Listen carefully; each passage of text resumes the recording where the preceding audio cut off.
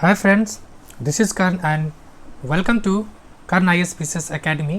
Friends, आज जो अतुल प्रसाद जी ने जो बीपीएससी के चेयरमैन हैं, शिक्षक भर्ती से संबंधित प्रेस कॉन्फ्रेंस जारी किए या प्रेस कॉन्फ्रेंस किए हैं, उसमें जो मुख्य बातें, ऐसे तो 45 मिनट का प्रेस कॉन्फ्रेंस है, बट आपके लिए जो महत्वपूर्ण चीज़ें हैं, जो काम की बातें हैं, उसको हम लोग देखेंगे। इसलिए आज का जो टॉपिक क्या है कि अतुल प्रसाद जी जो चेयरमैन है, उनके द्वारा जो प्रेस कॉन्फ्रेंस में जो बातें की गई है आपसे संबंधित, शिक्षक भर्ती संबंधित, उसको आज देखते हैं डिटेल से। तो चलिए वन बाय वन करके देखते हैं। पहली बात, उन्होंने पात्रता को लेकर कहा कि पात्रता क्या होना चाहिए। तो उन्होंने स्पष्ट कहा है कि कोई ऐसे स्टूडेंट, ठीक है, जो मान लेते अभी सीटेट का एग्जाम होने वाला है, अगर वो इसमें एपीयर है, सिर्फ एपीयर हो जाएगा, उसके पास एडमिट कार्ड रहेगा वैलिड, ठीक है, एपीयर यानी उपस्थित, ठीक है, और एपीयर हो रहा है लेकिन उसका रिजल्ट नहीं आया है 31 अगस्त तक सिर्फ अगर वो एपीयर हो जाता है, चाहे वो स्टेट हो या सीटेट, किसी में भी जो शिक्षक भर्ती संबंधित पात्रता है, उसको एग्जाम में शामिल होने का मौका दिया जाएगा। या किसी कोई बीएड एग्जाम दे रखा है, ठीक है, बीएड मानिए दे रखा है, उसका रिजल्ट नहीं आया है, लेकिन अगर 31 अगस्त तक आ जाता है तो वो भी एपीयर हो सकता है। ये एक महत्वपूर्ण चीज़ है।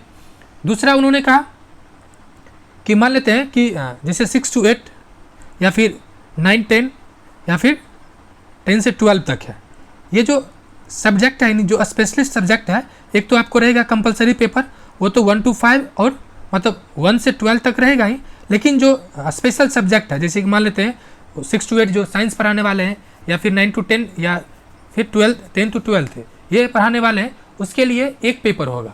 लेकिन सबसे बड़ी बात है कि अगर कोई स्टूडेंट, ठीक है, कोई 6 to 8 में भी बैठना चाहता है, 10 मतलब 8 to 10 में बैठना चाहता है, या 10 to 12 में बैठना चाहता है, ठीक है, या इस तरह से मतलब अलग अलग एग्जाम में बैठेगा, उसको अलग अलग एग्जाम देना पड़ेगा।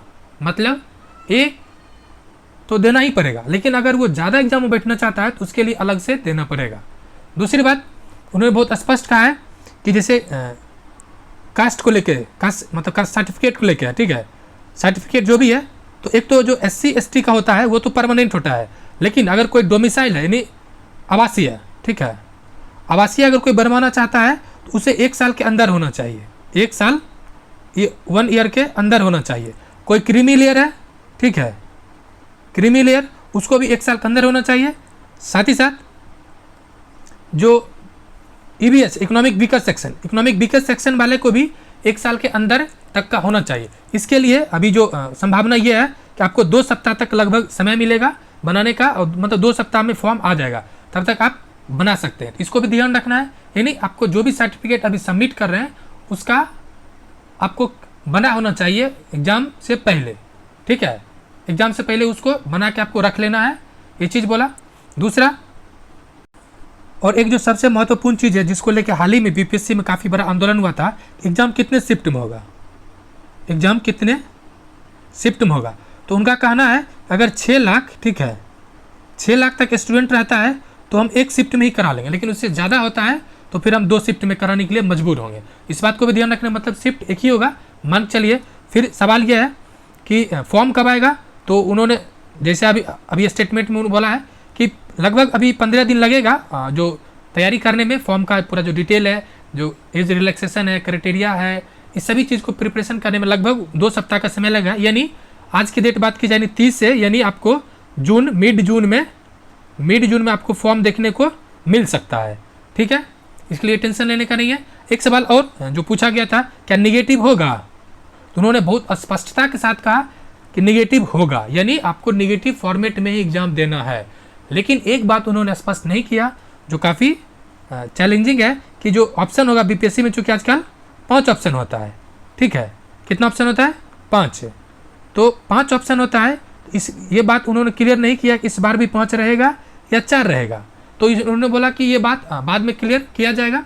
ये सब मुख्य बातें जो चेयरमैन साहब ने आज किया। उसके अलावा मान लेते कोई स्टेट के बाहर का है, ठीक है, out of state and other state का है, उसके लिए क्या क्राइटेरिया है, उसके लिए जो नॉर्मल क्राइटेरिया है वही फॉलो किया जाएगा। लेकिन उन्होंने इस बात को भी जिक्र किया, अगर गवर्नमेंट चाहेगी जो स्थानीय है नीति है, ठीक है, वो भी लागू हो सकता है, लेकिन इस पर भी कुछ स्पष्ट निर्णय नहीं आया है। ये सब मुख्य मुख्य बातें था और इससे कुछ खास मतलब कुछ नया इन्फॉर्मेशन नहीं है, वही चीज़ को रिपीट किया गया है। तो फ्रेंड्स शुक्रिया। एंड अगर आप इससे संबंधित प्रैक्टिस सेट देखना चाहते हैं तो इसी चैनल पे डेली एक सेट प्रैक्टिस कराया जा रहा है। सेट 5 तक कंप्लीट हो चुका है विथ PDF, वो भी आपको टेलीग्राम ग्रुप में मिल जाएगा। तो शुक्रिया एंड जय हिंद फ्रेंड्स।